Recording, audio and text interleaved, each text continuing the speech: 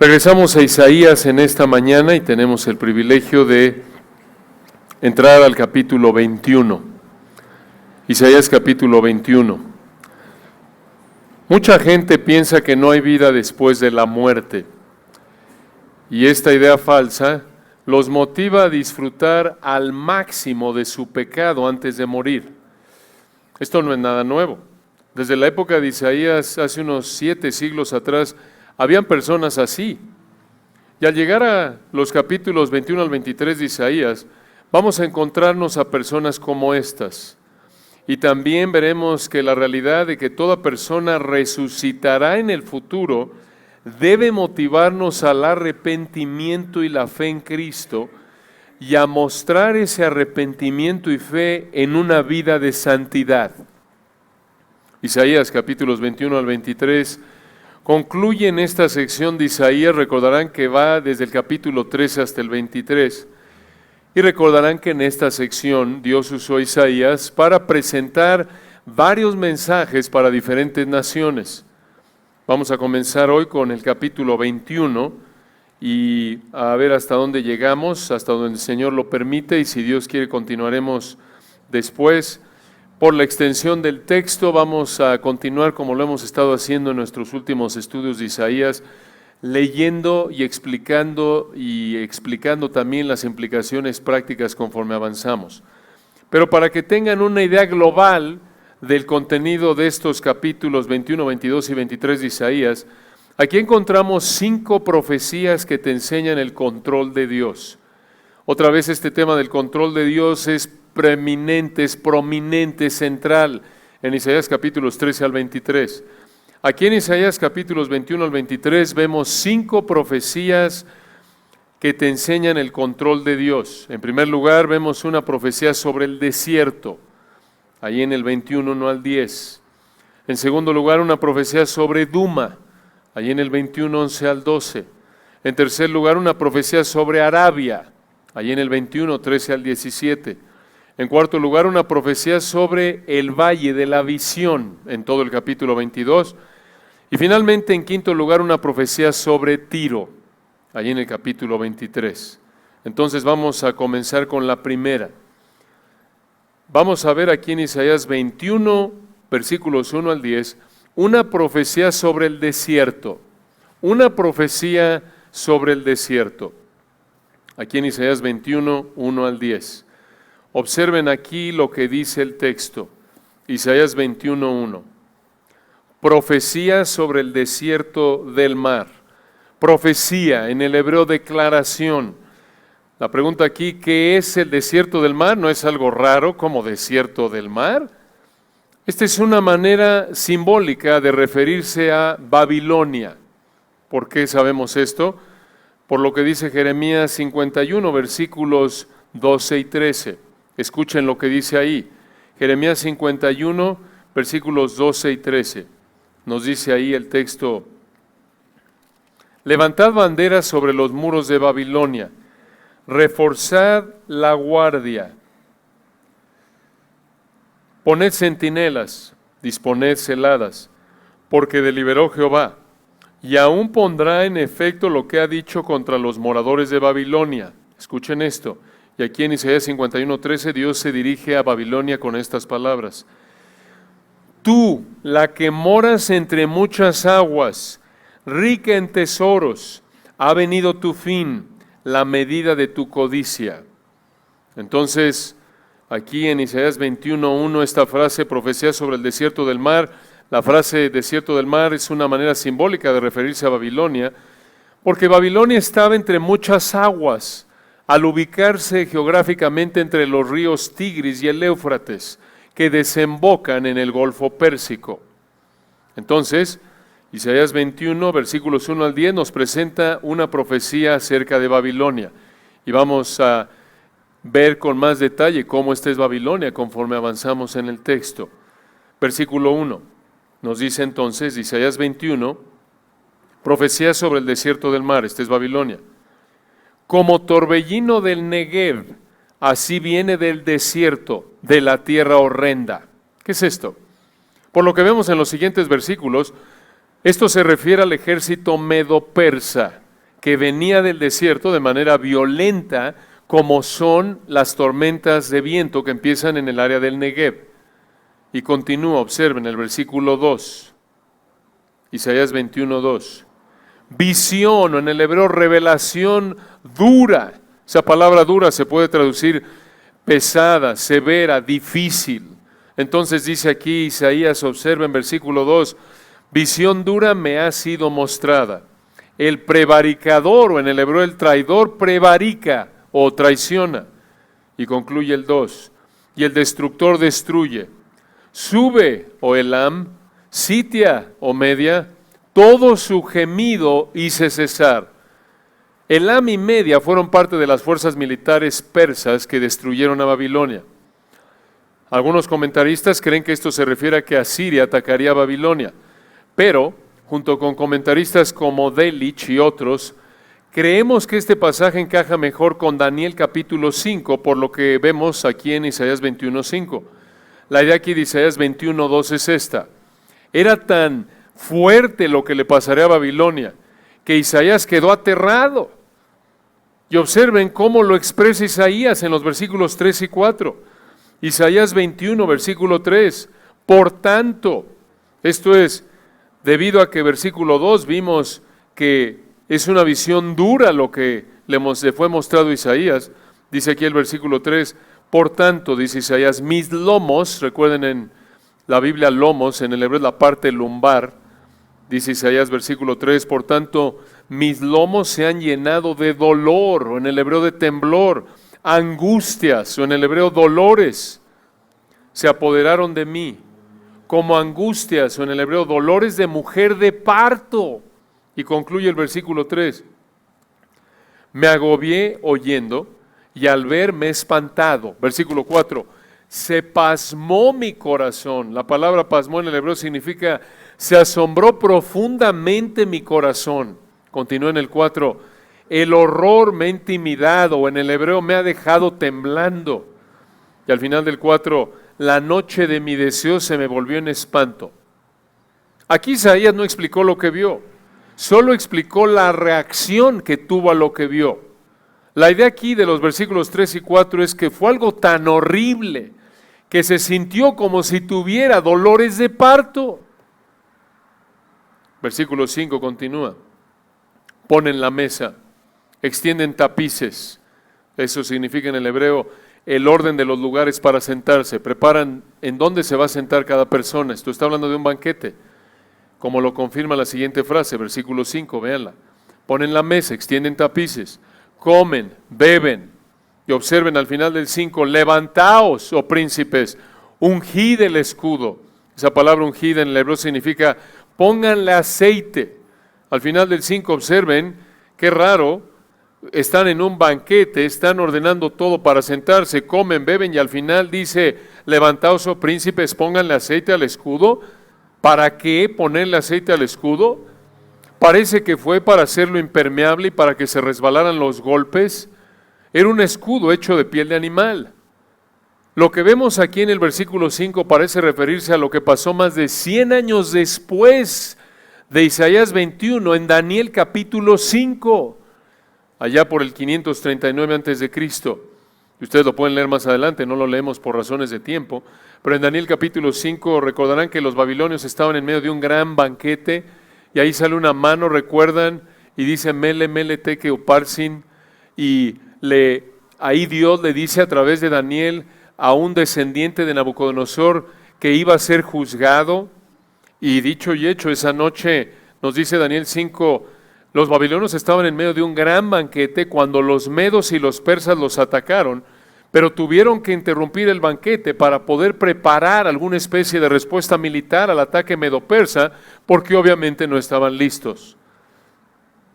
Hay comentaristas que piensan que fue Asiria aquí y no Medo-Persia los que atacaron a Babilonia en este pasaje. Este es uno de los puntos difíciles de entender en este texto, pero junto con el resto del pasaje, como ya lo dijimos, el versículo 5 parece encajar con la caída de Babilonia entre los medo-persas, ahí en Daniel capítulo 5. Entonces, aquí recuerden, Dios está diciendo esto unos 100 años antes de que pasara. un siglo antes de que esto pasara. Esto Dios dice aquí en Isaías 21, 100 años antes de que le pasara a Babilonia, esto Dios dice que va a suceder. Observen por qué, versículo 6. Isaías 21, 6. Porque el Señor, otro nombre hermoso de nuestro amado Dios, el Señor en el hebreo Adonai. Aquí una de las grandes bendiciones de estudiar Isaías, como lo hemos estado viendo a lo largo de estos meses, es que estamos conociendo mejor a Dios. Esto es teología propia, así se le llama en teología sistemática, el estudio de Dios Padre. Esto es hermoso. Ya hemos visto este nombre de Dios. Lo vimos desde Isaías 6, recuerdan, en referencia al Señor Jesucristo, como lo confirma Juan.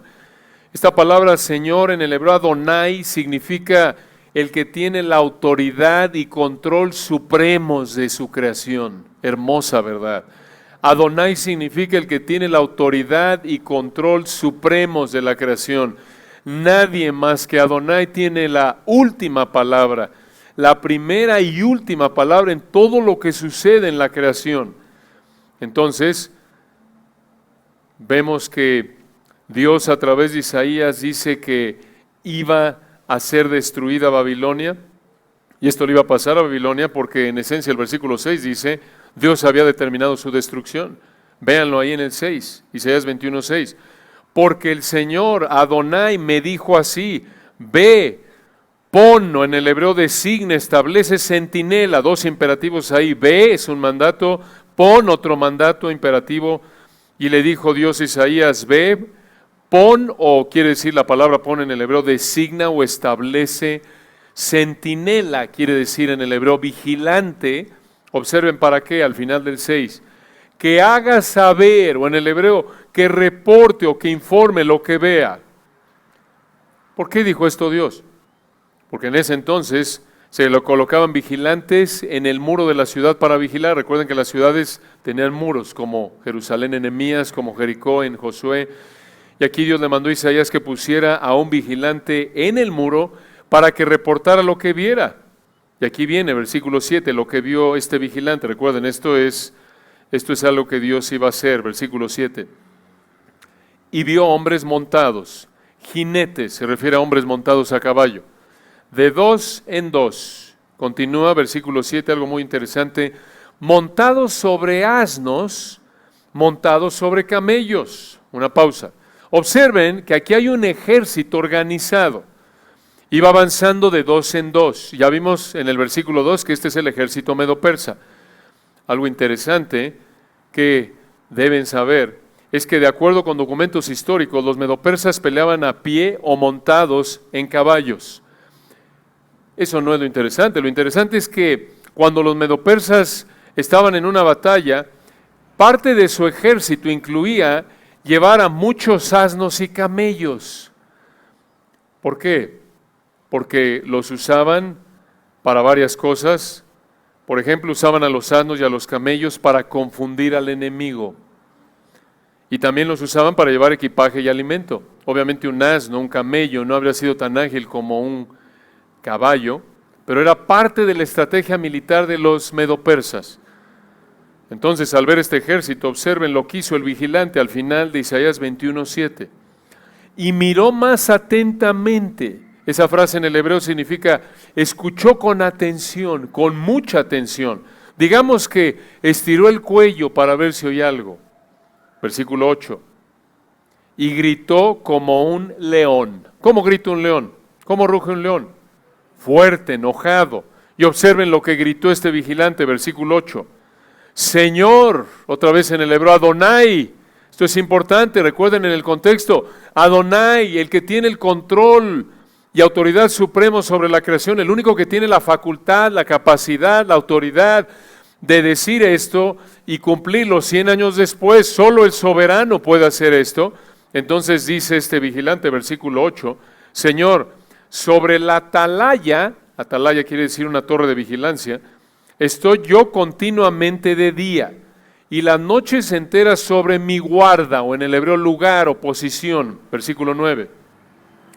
Y he aquí, recuerden, y aquí en el hebreo llama la atención a lo que viene, atención a lo que viene, Isaías 21:9. Y he aquí, reporta este vigilante, vienen hombres montados, jinetes de 2 en 2. Después habló y dijo, muy importante esto, escuchen, cayó Babilonia y todos los ídolos de sus dioses quebrantó en tierra. Esa palabra quebrantó en el hebreo es tercera persona singular masculino, quiere decir él quebrantó o él despedazó. Esto apunta a Dios. Dios lo hizo a través de los medopersas. Aquí lo que vemos en el versículo 9 es que Babilonia cayó ante el ejército medopersa. Aquí el vigilante dijo que Babilonia cayó. Como ya lo dijimos, aparentemente esta caída fue en el 539 a.C., pero algo muy importante es que estas palabras también las usó el Espíritu de Dios en referencia, escuche esto, a la caída futura de Babilonia que está por venir en la tribulación de 7 años en Apocalipsis 14:8 y 18:2. Recuerden, Babilonia va a existir en el futuro durante la tribulación de 7 años, pero Babilonia, recuerden, como sistema religioso, político, económico. Entonces, lo que vemos aquí en Isaías 21:9 no solo es y esto sucede con frecuencia con Isaías y otros profetas, que en una misma profecía apunta a que se va a cumplir algo dentro de pocos años y después algo que se va a cumplir hasta el futuro, lejano desde el punto de vista de Isaías o del profeta. Aquí en este caso, Isaías 21:9 entonces tiene dos cumplimientos. Uno, cuando Babilonia cayó ante Medo-Persia, y número 2, cuando Babilonia como sistema político, religioso y económico va a caer otra vez en el futuro durante los 7 años de la tribulación que está por venir. Ahora, ¿por qué es que Dios usó a Isaías para darle esta profecía acerca de Babilonia a Judá? Recuerden que la audiencia original de Isaías, Dios usa a Isaías para que todo lo que estamos estudiando en el libro de Isaías se lo diga a los israelitas del reino del sur de Judá. ¿Por qué? ¿Para qué decirle esto a los israelitas de Judá en ese entonces? El versículo 10 nos da la respuesta. Isaías 21:10, véanlo. Oh pueblo mío, observen, aquí Dios le habla a su pueblo. Observen la ternura, trillado y aventado, en el hebreo oprimido y trillado. Os he dicho lo que oí de Jehová de los ejércitos. ¿Quién es? Este nombre de Dios, recuerden que se usa 60 veces en Isaías, apuntando a su control de todo para cumplir sus propósitos. Les recuerda quién es este soberano al final del versículo 10. Dios de Israel. En otras palabras, su Dios israelitas, es Adonai, es Jehová de los ejércitos, el Señor, el soberano. Aquí la clave para entender por qué Dios le dijo esto a estos israelitas, no solo la vemos en que usa este nombre de Jehová de los ejércitos, Dios de Israel, sino en la primera frase del 10, oh pueblo mío trillado y aventado. En otras palabras, ¿para qué es que Dios le dio esto a los israelitas? Para consolarlos, Observen aquí dos implicaciones prácticas muy ricas, hermanos. Versículo 10 dice Isaías, véanlo de nuevo, Isaías 21:10, oh pueblo mío, trillado y aventado, os he dicho, dice Isaías, mucha atención a esta frase, os he dicho lo que oí de Jehová de los ejércitos, Dios de Israel. Observen, hermanos, la fidelidad de Isaías. Él únicamente dijo lo que Dios le dijo. Esto es muy importante. Este es un contraste enorme con los profetas falsos de Jeremías 23:16. Escuchen cómo hablaban los profetas falsos de Jeremías 23:16. Así ha dicho Jehová de los ejércitos, no escuchéis las palabras de los profetas que os profetizan. Escuchen esto. Os alimentan con vanas esperanzas. Y aquí viene el contraste. Hablan visión de su propio corazón, no de la boca de Jehová. En otras palabras, Desde la época de Isaías, Jeremías, Nuevo Testamento hasta nuestros días, ¿quieres conocer, quieres saber si alguien es un verdadero profeta, un predicador genuino, un pastor genuino, un maestro genuino de la palabra de Dios?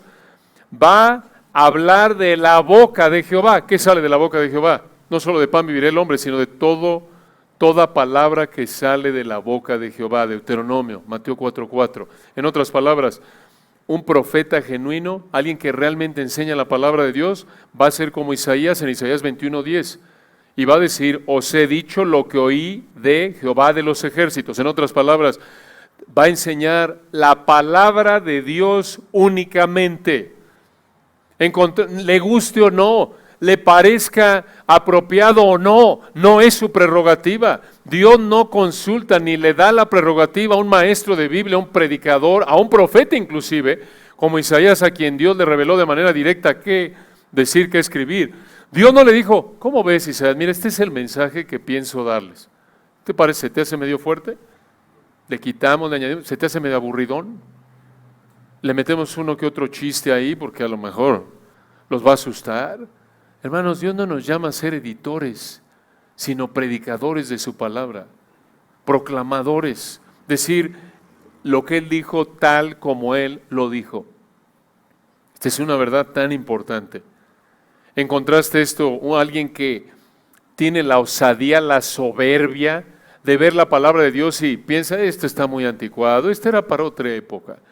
Yo soy más inteligente que Dios porque yo conozco las necesidades de la gente en la actualidad. Eso no va a funcionar.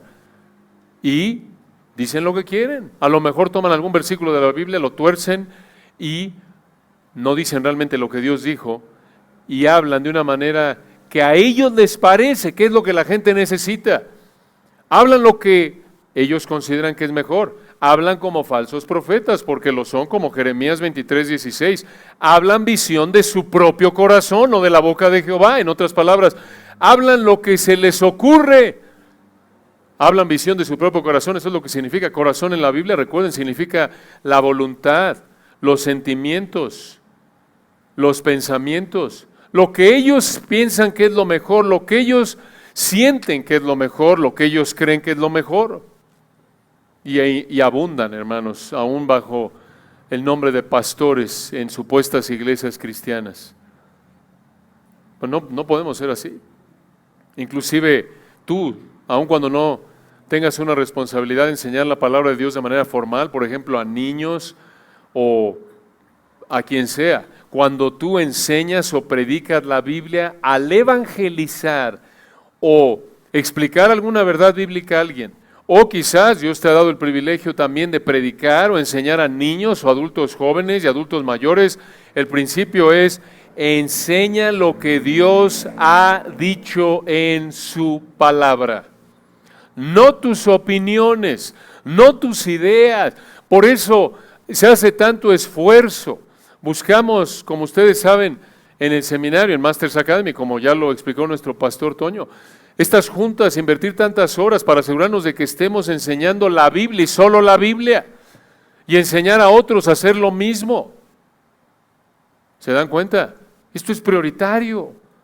Entendemos el mandato de 2 de Timoteo 4:2, que prediques la palabra. Que prediques la palabra, que instes a tiempo y fuera de tiempo. Pablo le dijo a Timoteo ahí, ¿recuerdan?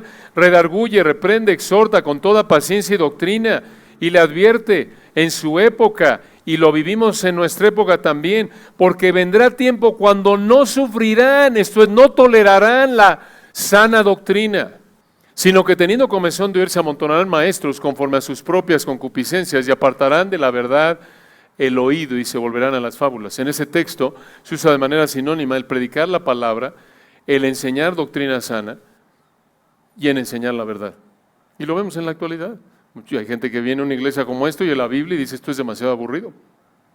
No hay suficientes chistes, no hay suficientes anécdotas. Queremos oír que los predicadores nos hablen de sus pecados, de sus luchas. Y muchas veces es simplemente para que ellos se justifiquen y digan, ¿ya viste cómo los pastores también luchan con el pecado? No que nosotros no luchemos, pero hermanos, vienen a oír la palabra de Dios. no nuestros testimonios de nuestras luchas de pecado cuando estamos enseñando la Biblia. ¿Quieren oír cómo luchamos de nuestros pecados? Con nuestros pecados, acérquense y les decimos de manera personal. Si quieren oír, obvio. Es parte de la vida cristiana, estamos todos creciendo. Pero vienen a oír la palabra de Dios, no vienen aquí a oír una opinión política, ni un comediante. No, eso ahí, pueden ir a buscar ahí en Netflix, en otros lugares eso, ¿no es cierto? Aquí vienen a oír la palabra de Dios, venimos a oír a Dios hablar a través de la explicación correcta de su palabra. Y esto fue lo que pasó con Isaías. Y así es. Entonces, hablando de esta implicación práctica, ¿cómo distingues? Es muy simple distinguir a un falso profeta de un verdadero profeta. Y profeta en términos de proclamación, obvio, ya no estamos en la época de revelación, de predicción, como en el caso de Isaías. Pero ¿quieres identificar un maestro verdadero y uno falso? Es muy simple, predica o no la Biblia. Y predica la Biblia con cuidado, explicándote lo que Dios quiso decirle a la audiencia original. Eso hace un verdadero maestro. Eso caracteriza un verdadero maestro.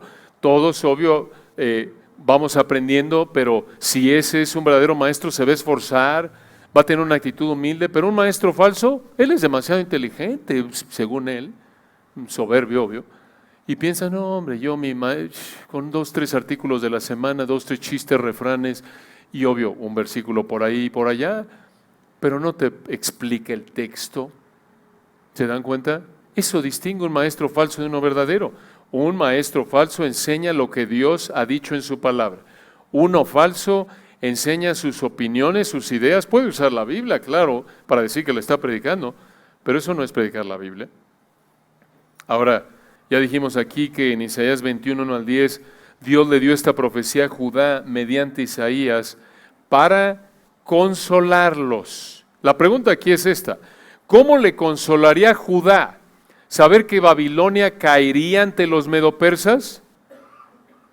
Porque varios años después de esta profecía de Isaías 21, como ya lo hemos explicado, Dios usaría a Babilonia para juzgar a Judá por su pecado. Pero ese juicio sería temporal, porque Dios detendría la opresión de Babilonia al usar a los medopersas para conquistar a Babilonia. ¿Se dan cuenta? En otras palabras, el mensaje de Dios es este: miren, van a sufrir israelitas de Judá por su pecado. Voy a usar a Babilonia para, como lo vemos en otras partes de Isaías, voy a usar a Babilonia para juzgarlos, pero quiero animarlos al decirles que ese juicio, esa opresión que van a enfrentar ustedes, que van a sufrir en manos de Babilonia, va a ser temporal, porque voy entonces a usar a Medo-Persia para juzgar a Babilonia. Esa era la consolación. Y hermanos, aquí hay un principio otra vez muy útil para nuestra vida, una implicación práctica importante. Así como los israelitas de Judá iban a sufrir por un poco de tiempo, el sufrimiento es temporal, la aflicción es temporal, ese es el principio. La aflicción que sufres ahora como cristiano es temporal, y eso debe consolarte. Esto lo reitera, recuerdan, 1 Pedro 1:6. Ahí nos dice en 1 Pedro 1:6, en lo cual vosotros os alegráis, aunque ahora por un poco de tiempo, si es necesario, tengáis que ser afligidos en diversas pruebas. Obviamente cuando estamos sufriendo, cuando estamos bajo el peso de la prueba, duele mucho. Y duele tanto que dices, hombre, esto parece que nunca va a acabar. Pero esta es una promesa sumamente consoladora. Y piénsalo, aun si Dios te mandara una aflicción en estos momentos, independientemente de tu edad, con la que tuvieras que lidiar el resto de tu vida, fuera una enfermedad, algún asunto familiar, lo que sea, finalmente se va a acabar cuando mueras. ¿No es cierto? Desde el punto de vista de la eternidad es temporal. Si eres un creyente genuino, se va a acabar. Por eso Pablo dijo, recuerdan, en Romanos 8, pues tengo por cierto, recuerdan, que las aflicciones del tiempo presente no son dignas, no son comparables con la gloria venidera que en nosotros ha de manifestarse. Romanos 8:18, ¿se dan cuenta? Obvio, a ninguno de nosotros nos gusta sufrir, por supuesto, en términos temporales, lo entendemos, pero esto debe consolarnos. No vamos a sufrir por toda la eternidad, ¿no es cierto? Si eres un creyente genuino, finalmente Si Dios quiere que sufras una aflicción, si Dios quiere que suframos alguna aflicción por el resto de la vida que tenemos, se va a acabar cuando nos lleve a la gloria, sea a través del rapto o la muerte física, ¿no es cierto? Esto debe animarnos. El sufrimiento es temporal, además de todos los beneficios que esto trae para nuestra vida. De nuevo, no lo minimizamos, duele, y duele mucho. Lo vemos ejemplificado con Pablo, recuerdan en 2 de Corintios 12, cuando le pidió 3 veces al Señor, recuerdan que le quitara ese aguijón en la carne. Estaba sufriendo tanto el amado apóstol Pablo, que 3 veces le dijo al Señor que lo quitara, y el Señor no se lo quitó. Recuerdan, le dijo, bástate mi gracia, porque mi poder se perfecciona en la debilidad. Entonces, así hay ocasiones, hermanos, en las que estamos en una situación de aflicción, y es tanto el dolor que le pedimos al Señor que lo quite, y hay ocasiones que lo quita, y otras veces que no lo quita, y si no lo quita, pues nos va a dar la gracia para sobrellevarlo. Y esta verdad que vemos en Isaías 21 debe animarnos al recordar que el sufrimiento es temporal. Es temporal como lo era para Judá. Ahora observen la segunda de 5 profecías que vemos aquí en Isaías 21 al 23. Ya vimos la primera profecía que te enseña el control de Dios, una profecía sobre el desierto, aquí en Isaías 21, 1 al 10. Veamos la segunda, una profecía sobre Duma. Una profecía sobre Duma, Isaías 21, 11 y 12. Observen el texto, Isaías 21, 11. Profecía, en el hebreo dictamen sobre Duma. Por cierto, hermanos, algo más aquí que nos viene a la mente, no que vamos a seguirle ahí masajeando al punto de que debemos predicar la palabra de Dios, pero me acordaba de un predicador que escuchaba y que hace años había un predicador que decía, no quites el dedo del texto, no quites el dedo del texto. Hermanos, eso caracteriza a un predicador que predica la palabra de Dios. Te lleva a lo largo del texto, quizás no de manera literal, ¿verdad? Te dice, pon tu dedo en el texto, este no me dijo, entonces este es falso.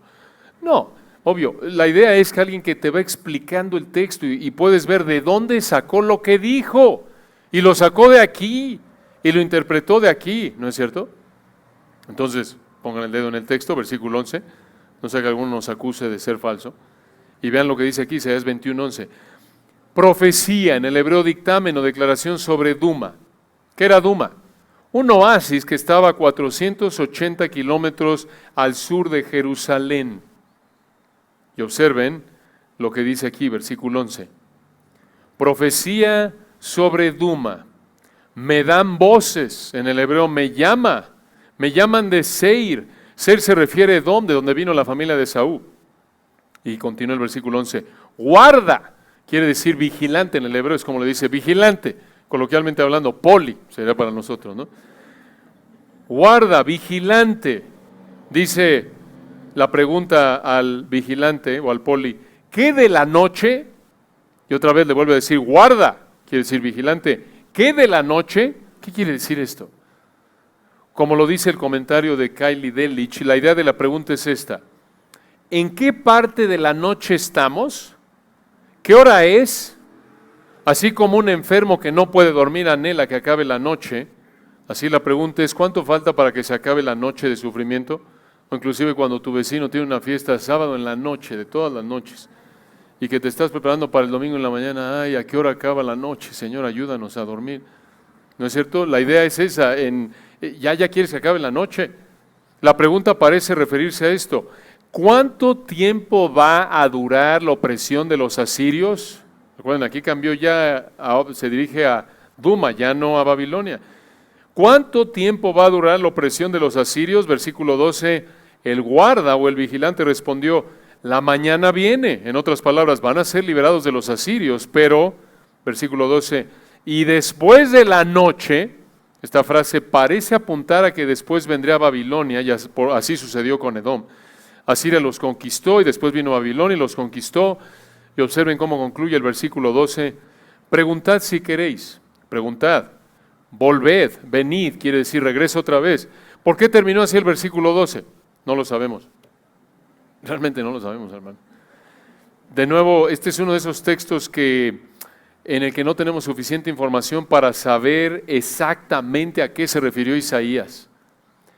Pero seguramente la audiencia original lo habría sabido.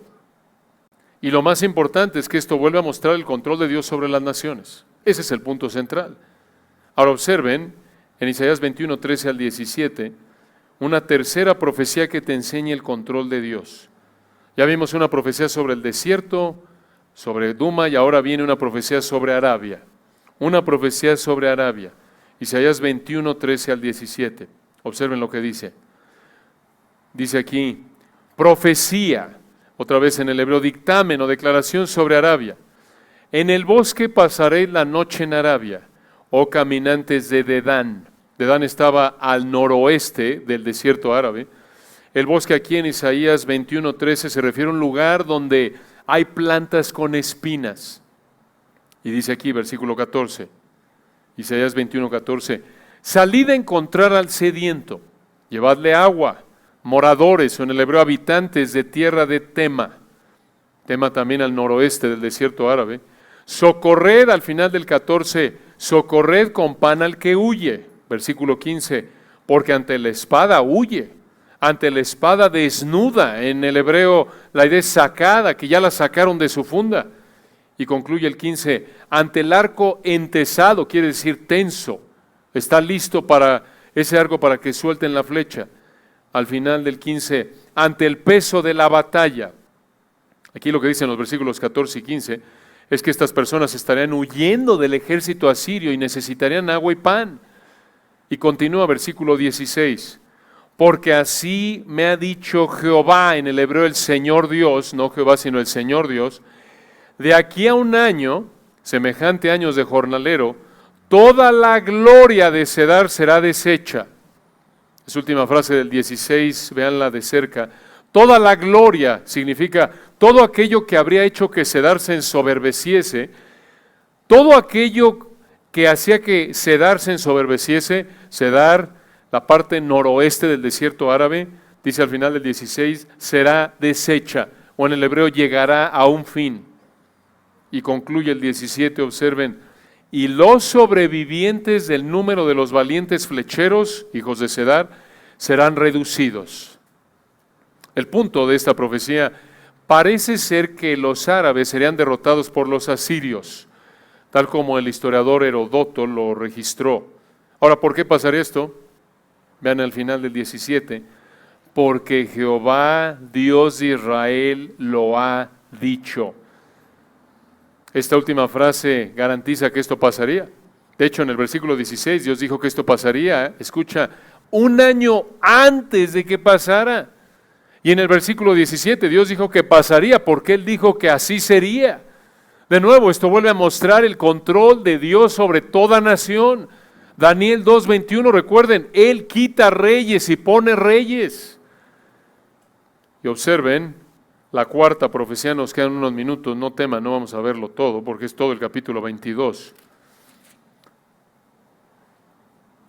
La cuarta de 5 profecías que te enseñan el control de Dios. Ya vimos una profecía del desierto, en primer lugar, sobre Duma, en segundo lugar, sobre Arabia, en tercer lugar, y observen en cuarto lugar una profecía sobre el valle de la visión. Una profecía sobre el valle de la visión, Isaías capítulo 22. Dice aquí, Isaías 22:1, profecía, otra vez en el hebreo, dictamen o declaración. Profecía sobre el valle de la visión. ¿Qué es el valle de la visión? Se refiere a Jerusalén. Aquí viene una profecía sobre la ciudad de Jerusalén. ¿Cómo lo sabemos? Lo vamos a ver en los versículos que siguen. Entonces aquí viene esta profecía de Dios para Jerusalén y les dice en Isaías 22:1, profecía sobre el valle de la visión, sobre Jerusalén. Y pregunta, ¿qué tienes ahora que con todos los tuyos has subido sobre los terrados? ¿Qué significa esto? Que habían subido a los techos para ver un ejército enemigo, lo vamos a ver aquí en el texto. Por los versículos que siguen, este fue el problema. En los versículos 2 al 14 vemos que tenían una actitud de soberbia, confiando en su poder humano, no en Dios, pensando que ganarían la batalla. Pero observen, Dios los reprende y se dirige a ellos. Recuerden, este es Jerusalén. Y les dice, Isaías 22:2, tú llena de alborotos, ciudad turbulenta, ciudad alegre, quiere decir en el hebreo, ciudad desenfrenada, libertina, digamos coloquialmente hablando, se estaban entregando a la fiesta. Dice en el 2, tus muertos no son muertos de espada, ni muertos en guerra. Esto significa que Jerusalén estaba rodeada por un ejército enemigo y no podían salir de la ciudad para escapar o conseguir alimento, y por eso iban a morir. Habían muertos por falta de alimento y por enfermedad, no por espada. El versículo 6 indica que fue el ejército asirio quien hizo esto. Aunque Judá tuvo una probada de esto cuando vinieron los asirios, lo que vemos aquí en Isaías 21, 1 al 14, parece que se cumplió cuando Babilonia destruyó a Jerusalén en el 586 antes de Cristo. Esto lo decimos por lo que vemos en 2 de Reyes 25. Pero observen, continúa el versículo 3. Le sigue hablando Dios a Jerusalén y les dice, recuerden el problema aquí, la actitud es esta. Vienen a atacarlos y ellos, en lugar de buscar la defensa de Dios, confían en sí mismos y no buscan a Dios para pedirle ayuda. Y vean la actitud, versículo 3. Todos tus príncipes o líderes juntos huyeron del arco, fueron atados o fueron encarcelados. Todos los que en ti se hallaron fueron atados juntamente, aunque habían huido lejos. Vean la cobardía de los líderes, en lugar de quedarse a defender la ciudad, huyeron. Versículo 4. Por esto dije, dejadme, dice Isaías, lloraré amargamente. No os afanéis, o en el hebreo no insistan en consolarme al final del 4, de la destrucción de la hija de mi pueblo. Hermanos, aquí vemos otra vez esa actitud ejemplar de Dios a través de Isaías.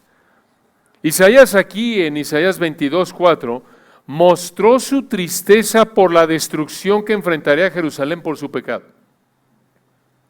¿Merecía Jerusalén ser juzgada? Por supuesto. Pero observe, no está diciendo, qué bueno, se lo merecen estos canallas. Ya te habías tardado, Dios. No, ven la actitud. Una actitud humilde, no soberbia, de enojo, de odio contra ellos, aunque ellos sí merecían el juicio de Dios.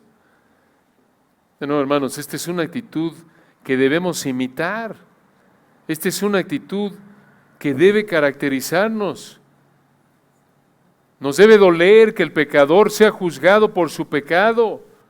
Recuerdan como Pablo en Romanos 9 y en Romanos 10, aunque él sabía que Israel estaba bajo el juicio de Dios, merecía el juicio de Dios, él dijo, recuerdan en Romanos 9, 2, que tengo gran tristeza y continuo dolor en mi corazón. Romanos 9, 3, porque deseara yo mismo ser anatema, separado de Cristo, por amor a mis hermanos. Y dice en el 4 que son israelitas. Y lo repite en Romanos 10, 1, aunque acaba de decir que Israel era incrédulo como nación, estaba bajo el juicio de Dios. Él dice aquí en Romanos 10, 1, hermanos, ciertamente el anhelo de mi corazón y mi oración a Dios por Israel es para salvación. Esta es la actitud, hermanos. Él estaba muy, muy triste por ver que la nación de Israel no se había arrepentido e iba camino al juicio. Esta es una actitud que debemos cultivar. Este es un área que refleja nuestra soberbia. Cuando vemos a alguien que sufre, aunque merezca lo que está sufriendo, que Dios en su soberanía, en su providencia le permita sufrir, no debe haber gozo en nosotros. Si hay esa actitud, muestra soberbia, muestra falta de compasión, muestra odio, muestra pecado. Tenemos que tener esta actitud de dolor, de ver cómo la gente sufre por su pecado. Este es un buen termómetro de nuestra espiritualidad, de nuestra obediencia a Dios. Si tú te deleitas en ver que alguien sufre, aún cuando sufra por su pecado, aunque lo merezca, hay una actitud de soberbia en ti, de odio, no de amor. Y debemos arrepentirnos de eso. Vamos a detenernos aquí, seguimos la próxima vez si Dios quiere. Oremos. Padre, de nuevo, gracias por tu palabra perfecta, hermosa. Qué lecciones tan ricas podemos aprender de este texto de Isaías. Gracias, Padre, porque tú eres Adonai, Jehová de los ejércitos, el soberano.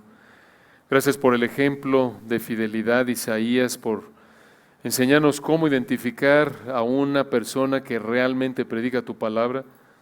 Predica tu palabra tal como tú la dejaste, no la altera.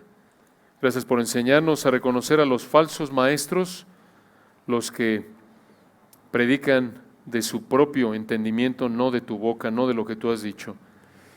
Gracias también por esta lección hermosa de que el sufrimiento es temporal.